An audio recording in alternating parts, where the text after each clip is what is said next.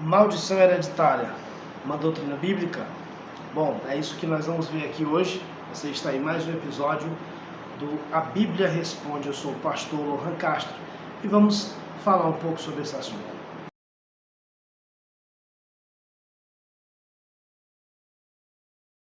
Pois bem, a doutrina das maldições hereditárias, ela tem origem nos movimentos neopentecostais, que trazem consigo o seguinte entendimento. Vamos lembrar aqui de passagem que antes dos movimentos neopentecostais, esse conceito ele não existia no cristianismo. Não existia um conceito como esse no cristianismo. Então, essa doutrina ela é muito nova, ela é muito recente. Você vai estudar os documentos antigos da igreja e você não vai encontrar. Simplesmente você não encontra nas primeiras teologias, nos primeiros estudos, você não encontra, né? E no cristianismo é assim, quanto mais antigo, mais seguro, é mais ou menos isso. Essa doutrina, ela compreende que em algum momento, na trajetória de uma família, alguém comete um pecado grave. Estou falando aqui eu não posso usar a palavra, mas não posso por causa do YouTube, né? Mas abuso sexual, crimes ou práticas ocultistas, feitiçarias, coisas dessa natureza. E a partir disso abre-se uma espécie de portal, uma espécie de legalidade para que um demônio, um espírito específico, especificamente um demônio atuante naquele tipo de pecado, ele começa agora a atuar dentro da família, passando de geração em geração, e aí você vai começar a ver rastros de um mesmo comportamento, de uma repetição, de um padrão dentro de uma família. Vamos lá. Isso passa pelas escrituras. Eles usam geralmente alguns textos bíblicos, eu vou citar um deles aqui, Êxodo 20, verso 5, diz: porque eu, Senhor, teu Deus, sou Deus zeloso que visito a iniquidade dos pais nos filhos, até a terceira e a quarta geração daqueles que me aborrecem. Números 14, verso 18 diz a mesma coisa, que o Senhor visita a iniquidade dos pais nos filhos até a terceira e a quarta geração. Lamentações 5, 7 diz: nossos pais pecaram e já não existem, nós levamos as suas maldades. Só tem um problema aqui, é que no neopentecostalismo, um pecado é praticado e um demônio entra por essa brecha e começa a atuar em gerações e gerações familiares. Já nesses textos que eu citei, que são os textos que eles usam como base, não é um demônio o agente da destruição dessas famílias, mas é o próprio Deus como juiz daqueles que cometem iniquidade. Não se trata de demônios. Leia direito o verso 5 do capítulo 20 de Êxodo. Porque eu sou Deus zeloso, que visito a iniquidade dos pais nos filhos até a terceira e a quarta geração daqueles que me aborrecem. Então a gente precisa resolver um problema aqui. Quem amaldiçoa? É Deus ou são os demônios? No neopentecostalismo, são os demônios. Os demônios são os agentes da destruição, da maldição. Mas no Antigo Testamento, é Deus. Literalmente é Deus que está fazendo isso. E aí é onde a gente para pensar na seguinte questão: meu Deus, então, se é Deus que faz isso, se é Deus quem amaldiçoa, se é Deus quem vem amaldiçoando e trazendo essas maldições, o que eu faço para não estar debaixo então dessas maldições? E é aí onde nós temos Cristo. Cristo Jesus se tornou maldição na cruz em nosso lugar. Vamos lá.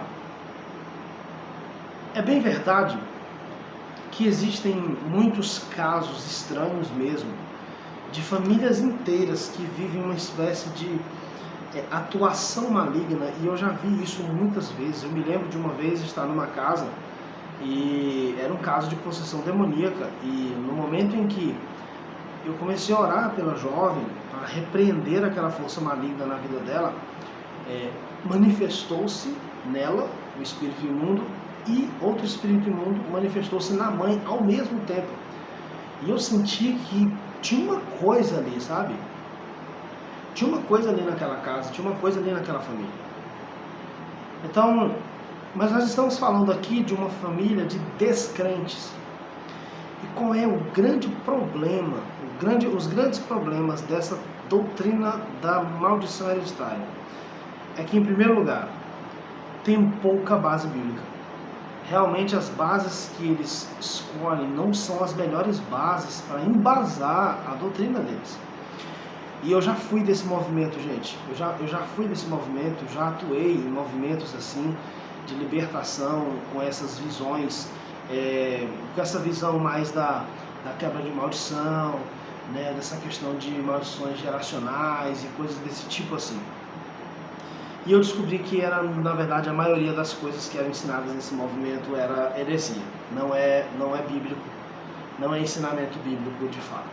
Com isso, o segundo problema desse movimento é que, além de não ter tanta sustentação bíblica, eles acabam que entendem que mesmo depois de uma conversão e de um encontro sincero e real com Cristo, a pessoa precisa fazer uma espécie de ritual de quebra de maldição. E aqui é onde mora o problema, porque quando eu faço isso, eu estou simplesmente reduzindo o poder soberano do Senhor e eu estou simplesmente minimizando os efeitos do sacrifício de Cristo na cruz por mim. Então Cristo morreu na cruz por mim, mas eu preciso fazer um enfrentamento espiritual, eu preciso romper essa maldição por meio de identificação, um mapeamento espiritual, por meio de confissão dos pecados dos meus pais, dos meus antepassados, e por meio do recebimento de uma oração intercessória de uma pessoa que possua autoridade espiritual. Gente, isso simplesmente não tem Bíblia nisso. Você não consegue construir esse raciocínio por meio das Escrituras. E o problema é que essa pessoa vai viver se sentindo culpada, ansiosa, porque o tempo todo ela está fazendo conexões com essas coisas. E eu já vi alguém se tornar, literalmente, acabar adoecendo a tal ponto de receber um diagnóstico de esquizofrenia. Eu vi a pessoa definhando, eu vi ela adoecendo, eu vi ela entrando. Tudo era demônio para ela, tudo era algum tipo de espírito imundo que estava tentando fazer alguma coisa. E essa pessoa adoeceu profundamente. Então, gente, essa doutrina não é bíblica como ela é explicada pelo próprio movimento neopentecostal. O que é verdade em tudo isso? É verdade que quem está nas trevas jaz no maligno. E uma vez se alguém está vivendo debaixo do pecado, da iniquidade, e não tem Cristo, é claro que demônios têm total liberdade de transitar, atuar e devastar uma família inteira e gerações de família. Agora, quando alguém dentro dessa família se rende a Jesus, sem ritual algum, só o ato da fé, porque o justo viverá pela fé, o ato da fé em Cristo Jesus, com o coração contrito e arrependido, quebra todas as maldições, porque já na cruz essas maldições foram quebradas. Permita-me citar alguns textos bíblicos para você entender melhor isso que eu estou dizendo. Em Gálatas, capítulo 3, versículo 13, diz assim que Cristo nos resgatou da maldição da lei, fazendo-se maldição por nós. Então foi uma substituição. Cristo já se tornou maldito na cruz do Calvário, para que no momento em que eu creia nele, já não haja nenhuma maldição em mim. E aí a gente lembra de Romanos 8, verso 1, nenhuma condenação, e esse termo no grego, em algumas variações, também pode ser traduzido como maldição. Nenhuma condenação / maldição há nos que estão em Cristo Jesus, naqueles que foram chamados segundo o seu propósito. Quem está em Cristo Jesus? Aquele que se rendeu a Cristo, aquele que nasceu de novo. Você passou a estar em Cristo Jesus no dia em que você se rendeu, arrependido a Cristo Jesus.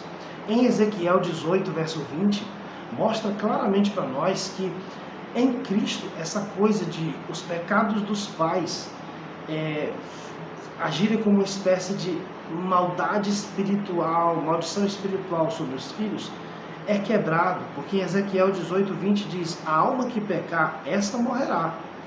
O filho não levará a maldade do pai. Tem coisa mais clara do que isso? Em João capítulo 9, né, é um episódio em que os discípulos veem um homem cego desde nascença e eles perguntam: Senhor, quem pecou para que esse homem nascesse cego? Foi seus pais? Foi seus avós? Quem foi que pecou? A resposta de Jesus é: Jesus nega que o cego tenha pecado. Ele diz: olha, ninguém pecou. Ele não está cego porque pai, mãe, parente pecou. Mas esta enfermidade é para a glória de Deus. Outra coisa muito interessante é que nessa doutrina, olha quais são as igrejas que mais difundiram essa doutrina no meio evangélico. Igreja Universal do Reino de Deus, Igreja Mundial do Poder de Deus, Igreja Renascer em Cristo, Igreja Internacional da Graça e alguns movimentos de cura e libertação infiltrados no ambiente pentecostal clássico, né?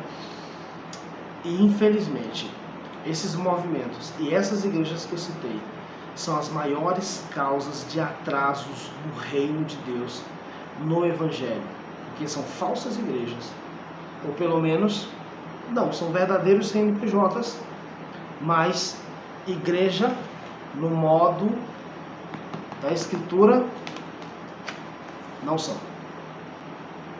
Será que dá para confiar numa doutrina assim?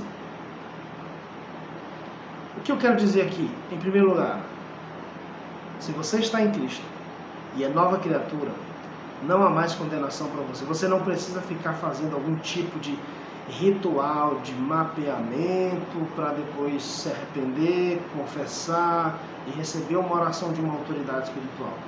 Essa mecânica não é bíblica. Não é bíblica.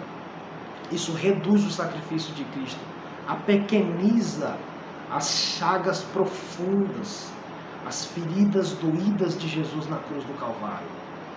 Em segundo lugar, se você sente que tem algo de errado com a tua família, você não é crente, você não serve ao Senhor Jesus, e você, Lohan, mas a minha família tem um padrão, sabe?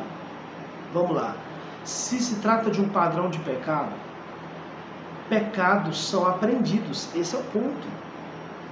Assim como a santidade pode ser ensinada, por isso que nós temos o discipulado, o pecado também pode ser ensinado e aprendido e replicado. Então o filho do pai alcoólatra pode virar alcoólatra, que vai ter outro filho alcoólatra e por aí vai. Isso é repetição de pecados. Repetição de pecados. Agora, existem famílias onde realmente não só um membro da família, como todos, sofrem de possessões demoníacas, de opressões espirituais. É uma família que ela é banhada em muito desastre e coisas estranhas. Você pode não fazer mais parte disso. E você pode ser a primeira pessoa a abrir um novo caminho na sua família, se você entregar o seu coração ao Senhor Jesus e arrependido confessá-lo como o Senhor de sua vida e de sua alma. E como que essas maldições, essas coisas serão quebradas na tua casa, na tua família? Quando você apresentar o Evangelho para essas pessoas, e cada uma delas que se arrependerem e crerem no Jesus que você vai servir, que você serve, essas pessoas já serão libertas de todo tipo de atuação demoníaca. Portanto, tenham cuidado com essas doutrinas. Fique com isso aqui. Fique com a palavra. Ela liberta. Ela liberta. Ela restaura. Ela transforma. Ela muda. Porque aqui está a palavra daquele que disse: haja luz e houve luz. Eu vou abrir uma caixinha de perguntas lá no Instagram hoje, dia 21/7. Se você estiver vendo isso aqui outro dia, já vai ter passado, mas constantemente eu estou abrindo. Eu vou abrir uma caixinha lá e se ficou pontas soltas, pergunte lá, tá bom? Deus te abençoe e até o próximo vídeo. Tchau.